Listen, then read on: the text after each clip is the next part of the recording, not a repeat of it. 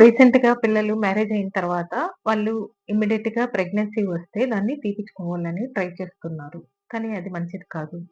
Pregnancy రావడమే కష్టమైన రోజుల్లో వచ్చిన దాన్ని పోగొట్టుకోకూడదు. ఎందుకంటే మేము ఒక 1 ఇయర్ ఎంజాయ్ చేయాలా, లేదంటే మేము సెటిల్ కావాలా ఇట్లా అనుకోని వాళ్ళు ప్రెగ్నెన్సీ వచ్చిన వెంటనే మాకు అబార్షన్ చేసేసేయండని, టాబ్లెట్స్ ఇవ్వండి ఇట్లా వస్తున్నారు.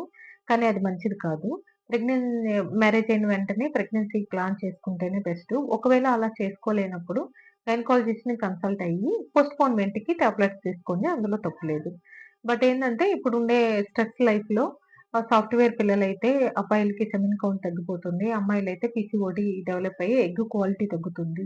ఇంకా మిగతా ప్రొఫెషన్‌ల వాళ్ళు కూడా రకరకాల స్ట్రెస్‌తో ఫీల్ అయ్యి వాళ్ళకి ఎక్కువ భాగము క్వాలిటీ లేకుండా ఇన్‌ఫర్టిలిటీకి దారితీస్తున్నారు. ఇవన్నీ మనం నివారించాలి అంటే పెళ్లయిన తర్వాతనే వెంటనే ప్రెగ్నెన్సీకి ప్లాన్ చేసుకోండి. ఒకవేళ వస్తే మాత్రం దాన్ని తీపిచ్చుకోబాకండి.